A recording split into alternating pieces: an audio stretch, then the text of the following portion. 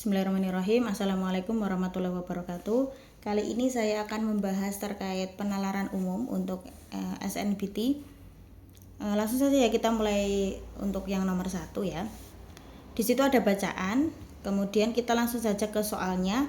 Berdasarkan teks tersebut, pernyataan yang pasti salah, berarti yang sudah pasti salah. Oke, catatannya adalah jawaban bisa lebih dari satu, artinya kita bisa memilih lebih dari satu ya. Kita lihat pernyataan yang pertama. Mengonsumsi madu mentah dapat menaikkan kadar glukosa darah dalam tubuh. Kita lihat di sini ya.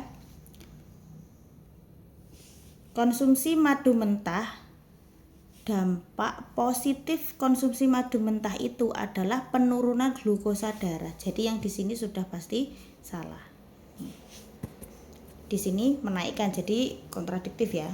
Oke, kemudian kita lanjutkan ke yang pernyataan yang kedua. Mengonsumsi madu mentah memiliki efek negatif untuk kesehatan tubuh, padahal di sini adalah memiliki efek paling positif. Jadi yang di sini sudah pasti salah. Yang pernyataan nomor 2. Kemudian kita lihat untuk pernyataan yang nomor 3, mengonsumsi madu mentah dapat meningkatkan risiko diabetes mellitus. Oke, di sini kita tidak melihat adanya pernyataan terkait diabetes mellitus ya. Jadi mungkin itu belum pasti gitu, belum pasti. Jadi tidak usah kita pilih untuk pernyataan nomor 3. Kemudian untuk pernyataan nomor 4, mengonsumsi madu mentah dapat menurunkan jumlah kolesterol jahat. Nah, di sini dikatakan bahwa dampak positif madu mentah itu adalah penurunan glukosa darah dan jumlah lipoprotein densitas rendah atau kolesterol jahat.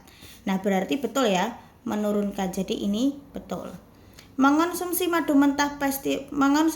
pasteurisasi dapat meningkatkan kesehatan tubuh. Nah, di sini benar ya, dapat meningkatkan kesehatan tubuh karena di sini memiliki efek paling positif pada tubuh. Artinya meningkatkan kesehatan pada tubuh. Berarti jawabannya juga benar. Artinya nomor 1 ini adalah yang pernyataannya pasti salah, itu adalah pernyataan nomor 1 dan pernyataan nomor 2. Oke, kemudian kita lanjutkan untuk nomor 2 ya.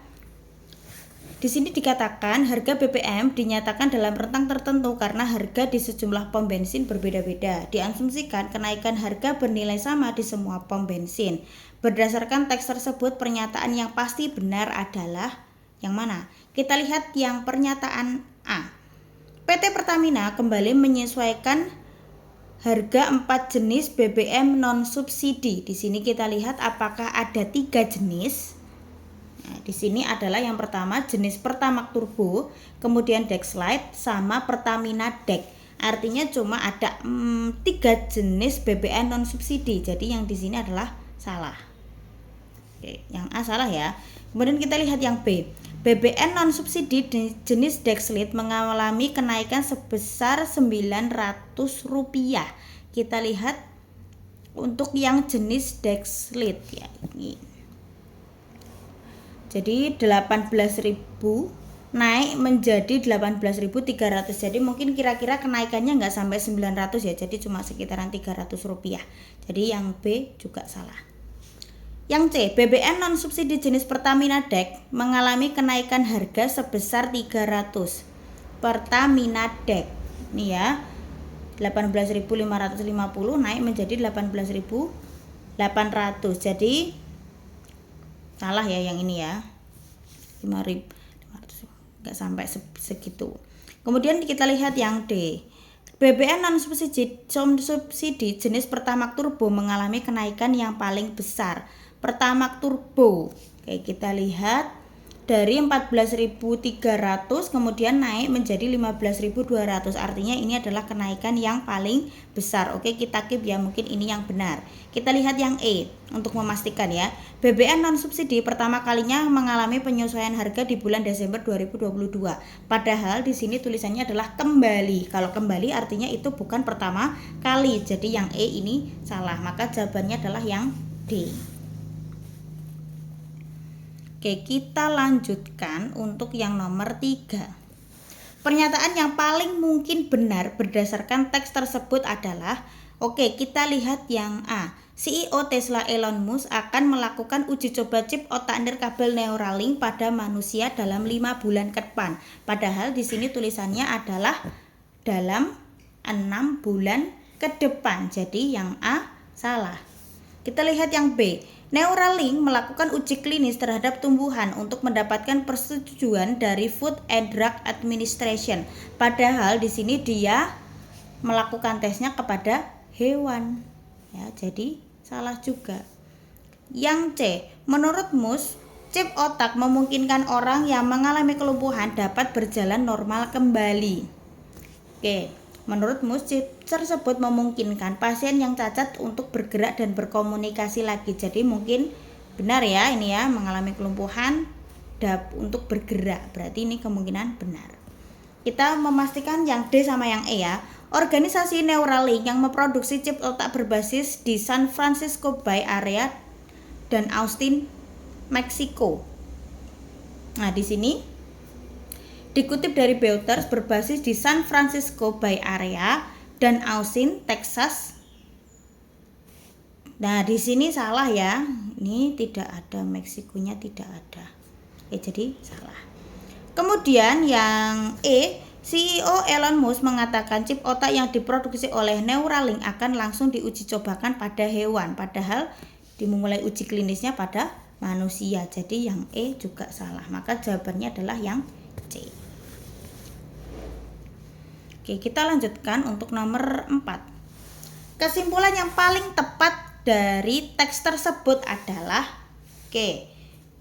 kita lihat untuk pernyataan yang A. WHO menganjurkan untuk mengonsumsi buah sebanyak 400 gram per kapita per hari.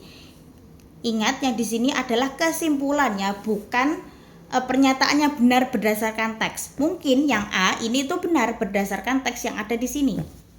Tapi ini bukan merupakan kesimpulan, jadi kurang tepat. Yang B, masyarakat Indonesia memiliki kebiasaan memakan sayur dan buah yang baik. Di sini dikatakan bahwa WHO itu menganjurkan 400 gram. Tapi di Indonesia itu cuma sebesar 100 gram per hari per kapita dan itu merata. Artinya tidak memenuhi standar minimal dari WHO. Jadi tidak bisa dikatakan baik. Jadi yang B juga salah. Yang C, WHO menilai bahwa konsumsi buah sebesar 100 gram per kapita per hari cukup. Nah, di sini dia mengatakan WHO-nya kalau 400 gram. Jadi juga salah. Yang D, masyarakat Indonesia perlu mengimpor sayur dan buah agar nutrisinya terpenuhi. Nah, di sini tidak ada kata-kata tentang mengimpor sayur dan buah. Apalagi supaya nutrisinya terpenuhi, tidak ada yang seperti itu ya. Jadi yang D juga salah.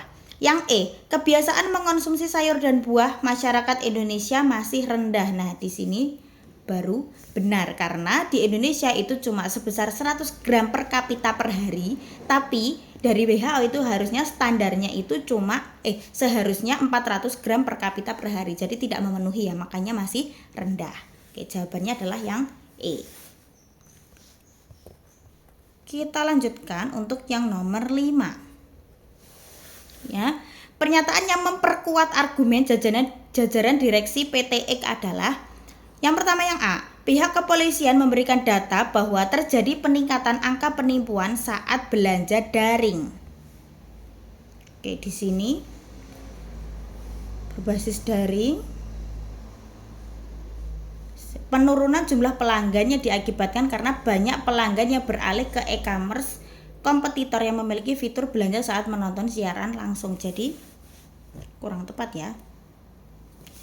Sing B, jumlah pelanggan PT X lebih rendah dibandingkan jumlah pelanggan perusahaan kompetitor. Jadi sebenarnya itu bukan lebih rendah, tetapi kan dikatakannya adalah mengalami penurunan yang disebabkan karena perusahaan kompetitor itu memiliki fitur belanja saat menonton siaran langsung. Jadi kurang tepat juga. Yang C, perusahaan kompetitor memiliki fitur live chat mengalami peningkatan jumlah pelanggan.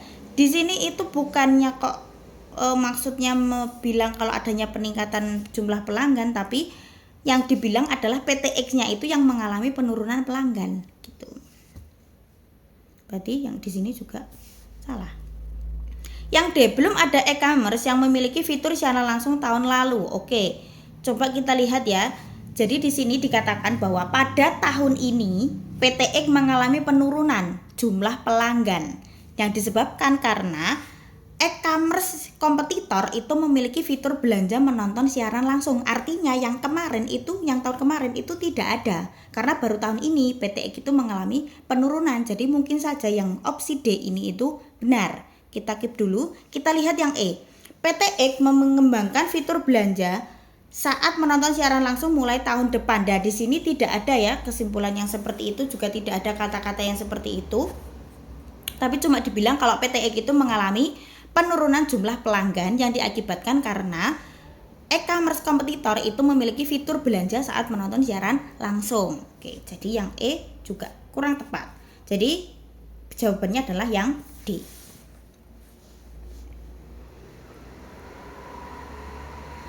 Oke, kita lihat yang nomor 6. Pernyataan yang memperlemah argumen Luhut Binsar Panjaitan adalah titik-titik. Yang A. Pemberian subsidi pembelian kendaraan listrik akan dimulai pada akhir tahun 2023. Memperlemah itu artinya lebih ke salah ya, atau tidak tepat berdasarkan dari teks. Oke, di sini pemberian subsidi pembelian kendaraan listrik akan dimulai pada akhir tahun 2023. Nah, di sini kita lihat kalau subsidi pembelian kendaraan listrik baik untuk mobil ataupun motor akan dimulai diterapkan 2023 mendatang. Oke ya, mungkin ini masih tidak memperlemah ya, karena ya seperti itu di teks. Kemudian yang B, pembangunan stasiun pengisian kendaraan umum belum merata di Indonesia.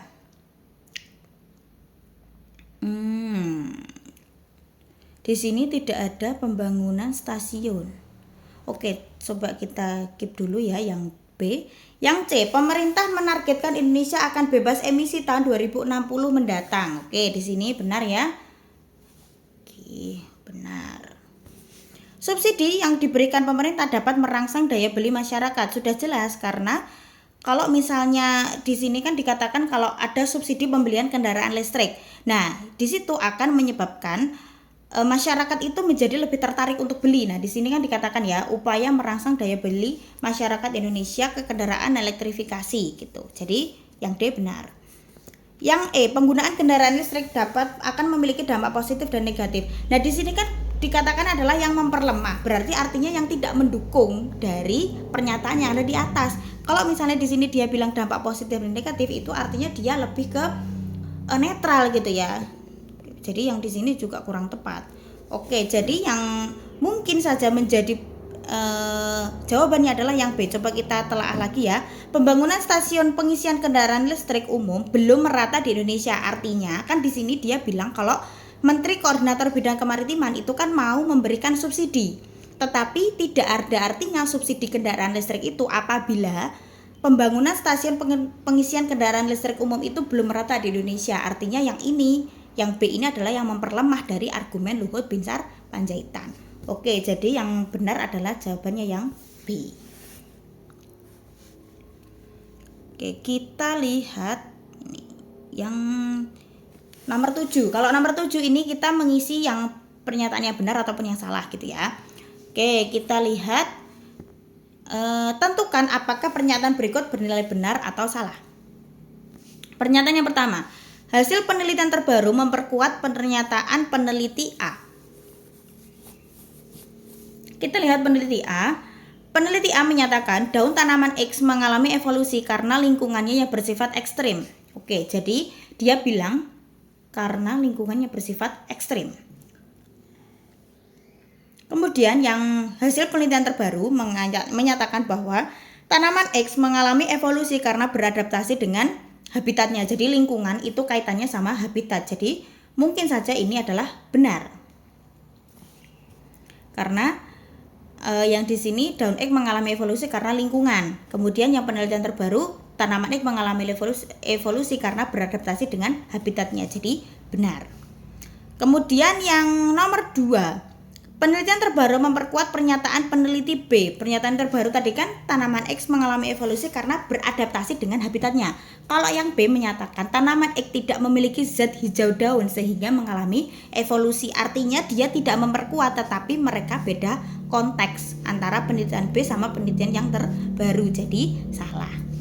Yang nomor 3, hasil penelitian terbaru memperlemah pernyataan peneliti A. Jadi sudah jelas salah ya, karena hasil penelitian terbaru tadi adalah memperkuat. Jadi salah. Yang nomor 4, hasil penelitian terbaru memperlemah pernyataan peneliti B. Ya, sebenarnya tidak memperlemah, tetapi mereka berbeda kesimpulan. Jadi pernyataannya juga salah. Oke, jadi benar, salah, salah, salah gitu ya. Oke, kita lihat yang nomor 8. Lanjut. Pernyataan berikut yang paling menjelaskan akibat tingginya dari suatu tempat adalah, kita lihat yang A, kebanyakan orang di pegunungan tidak membutuhkan jaket. Padahal kalau misalnya di pegunungan itu pasti membutuhkan jaket karena di sana kan dingin ya. Jadi salah. Yang B, angin bertiup dengan sangat kencang di wilayah-wilayah dataran tinggi. Di sini tidak ada angin juga, dan saya kira juga tidak ada kaitannya ya antara angin bertiup kencang dengan dataran-dataran tinggi gitu ya. Jadi salah. Yang C, ada daerah yang diselimuti hawa dingin walaupun jauh dari pegunungan. Nah, di sini banyak faktor yang mempengaruhi keadaan suhu di suatu tempat. Salah satunya adalah ketinggian. Makin tinggi suatu tempat maka makin dingin. Dan di sini bilang ya, makin tinggi maka makin dingin. Nah, jauh dari pegunungan. Nah, ini juga salah. Ya, dibilangnya adalah makin tinggi makin dingin ya. Kalau dingin itu biasanya juga di pegunungan gitu. Jadi salah. Yang D, banyak pendaki gunung yang menggunakan jaket karena suhu yang tinggi. Padahal kalau pendaki gunung kan dia semakin naik ke gunung itu kan artinya suhunya semakin rendah ya, karena semakin dingin, bukan suhunya yang semakin tinggi. Jadi salah. Jadi pernyataan yang benar adalah yang E ya, banyak warung di daerah pegunungan yang menjual aneka makanan dan minuman hangat. Oke, karena yang paling menjelaskan akibat dari tingginya. Kalau misalnya semakin tinggi suatu tempat, maka di sana itu kan pasti suhunya semakin dingin. Kalau semakin dingin maka banyak warung di daerah pegunungan yang menjual aneka makanan dan minuman hangat gitu. Oke, kita lanjutkan yang nomor 9 ya. Pernyataan berikut yang paling menjelaskan perbedaannya disebutkan pada teks. Yang paling menjelaskan perbedaan. Oke. Yang A, COVID-19 varian Omicron menyebabkan gejala yang tidak terlalu parah. Oke, di sini kan tidak menjelaskan perbedaan antara varian Omicron dengan yang apa gitu ya. Jadi kurang benar.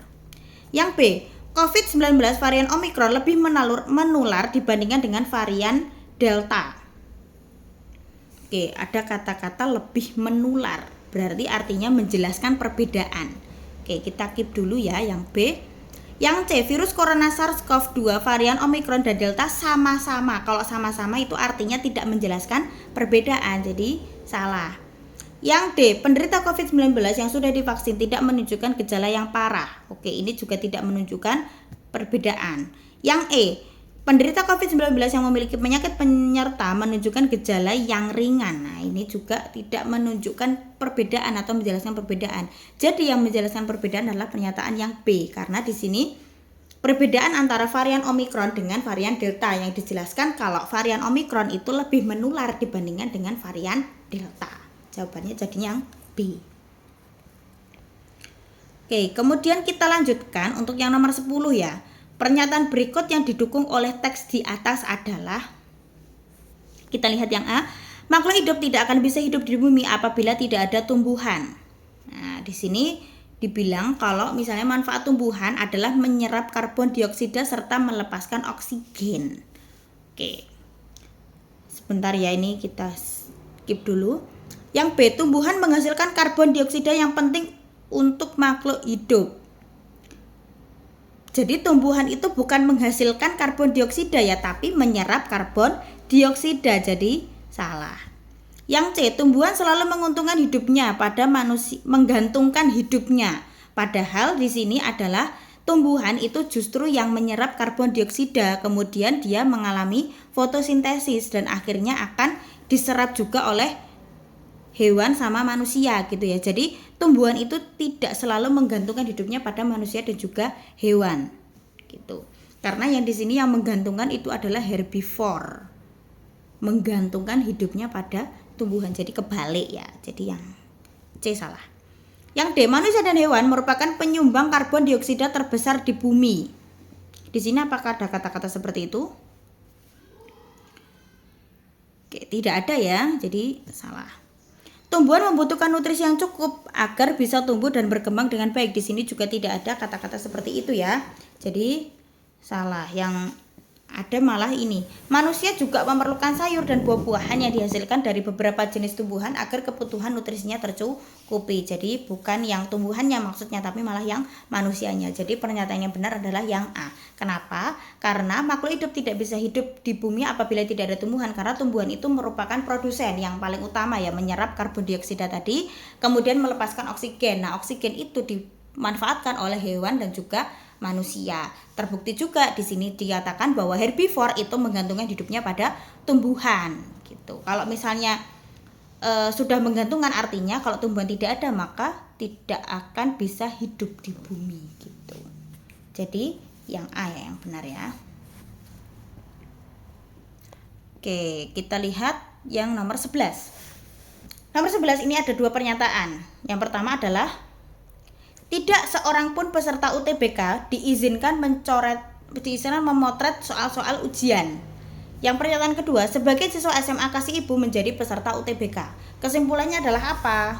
Ya. Kita lihat yang A. Semua siswa yang tidak diizinkan memotret soal-soal ujian bukan siswa SMA Kasih Ibu. Padahal siswa SMA Kasih Ibu itu adalah peserta UTBK.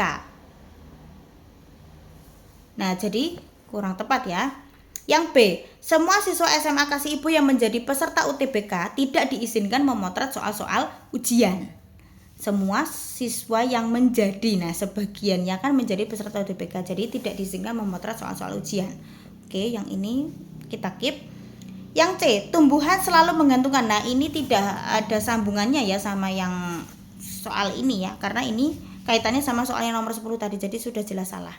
Yang D, sebagian siswa yang diizinkan memotret soal-soal ujian adalah siswa SMA Kasih Ibu. Ini juga salah, karena sebagian siswa yang di SMA Kasih Ibu itu kan dia menjadi peserta UTBK, dan seluruh peserta UTBK itu tidak diizinkan memotret soal-soal ujian, termasuk siswa SMA Kasih Ibu. Jadi salah. Yang E, sebagai siswa yang bukan SMA Kasih Ibu tidak diizinkan memotret soal-soal ujian.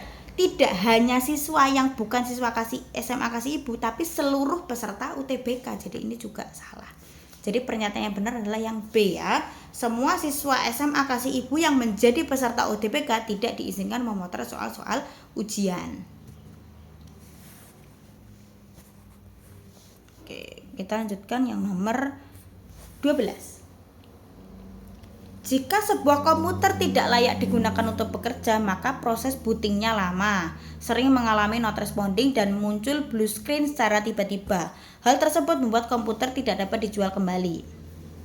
Nah, soalnya adalah jika sebuah komputer itu hanya sesekali mengalami not responding, proses bootingnya sebentar, dan tidak pernah muncul blue screen, maka simpulan yang paling tepat terkait komputer tersebut adalah yang A. Tidak layak digunakan untuk bekerja. Padahal kalau cuma sesekali not responding, proses bootingnya sebentar, itu kan artinya dia masih normal ya kondisinya. Jadi layak digunakan untuk bekerja. Jadi salah. Yang B, layak digunakan untuk bekerja. Nah, mungkin ini adalah jawabannya ya. Kita lihat yang C untuk memastikan. Layak untuk digunakan bermain. Wah, ini juga salah. Tidak dapat dijual kembali. Ya, ini kan masih normal ya. Jadi kemungkinan dapat dijual kembali. Cuman kesimpulannya itu adalah yang paling tepat itu adalah yang B, karena tujuannya itu bukan untuk dijual, tapi maksudnya adalah layak atau tidak layak digunakan untuk bekerja. Kalau dia itu masih normal, maka kesimpulannya adalah layak digunakan untuk bekerja.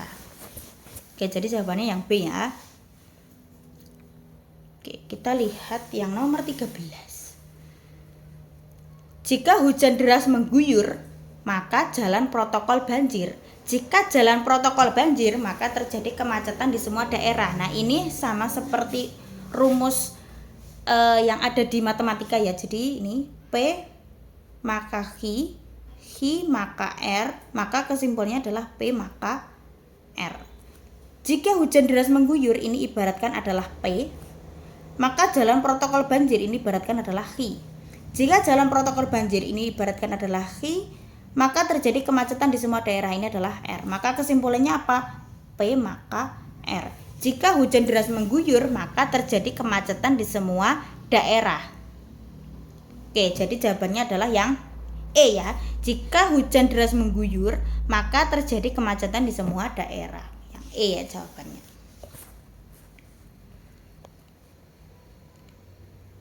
Oke, kita lanjutkan yang nomor 14. Simpulan yang tepat adalah semua gunung memiliki hutan. Jadi semua gunung memiliki hutan. Sebagian hutan yang ada di gunung adalah hutan lindung. Jadi di gunung itu kan memiliki hutan. Nah, hutannya itu ada yang hutan lindung, ada yang bukan hutan lindung. Kita lihat yang A. Sebagian gunung memiliki hutan lindung dan sebagian lagi tidak memiliki hutan. Tidak memiliki hutan, padahal semua gunung memiliki hutan ya, jadi salah. Sebagian hutan lindung berada di daerah luar gunung, padahal semua gunung memiliki hutan. Kan di hutan itu kan ada yang hutan lindung, ada yang bukan hutan lindung, berarti salah juga. Sebagian gunung tidak memiliki hutan lindung. Oke, sebentar. Semua gunung tidak memiliki hutan lindung. Loh. Kan sebagian hutan adalah hutan lindung, berarti salah ya. Semua gunung memiliki hutan lindung sebagian, jadi salah. Jadi jawabannya adalah yang C. Sebagian gunung tidak memiliki hutan lindung. Oke, kita lanjutkan yang nomor 15. Kalimat yang ekuivalen dengan jika Risman pergi melaut siang ini, maka cuaca sedang tidak terik. Ekuivalen itu artinya adalah sama. Sama atau setara. Jadi kita lihat yang nomor A, yang opsi A. Risman tidak pergi melaut siang ini dan cuaca sedang tidak terik. Tidak pergi melaut dan cuacanya juga sedang tidak terik. Berarti yang ini salah ya. Yang B, cuaca sedang tidak terik atau Risman tidak pergi melaut siang ini. Jadi kalau misalnya tidak terik, kan si Rismannya melaut. Kalau misalnya cuacanya Risman tidak melaut, artinya cuacanya sedang terik gitu ya. Jadi yang ini adalah yang benar. Jadi yang C, kita pastikan yang C ya. Risman tidak pergi melaut siang ini atau cuaca sedang terik. Nah, ini juga salah ya. Yang D, Risman pergi melaut siang ini atau cuaca sedang terik. Nah, ini juga salah. Yang E, cuaca sedang terik dan Risman pergi melaut siang ini salah gitu ya. Jadi jawaban yang benar itu adalah yang B.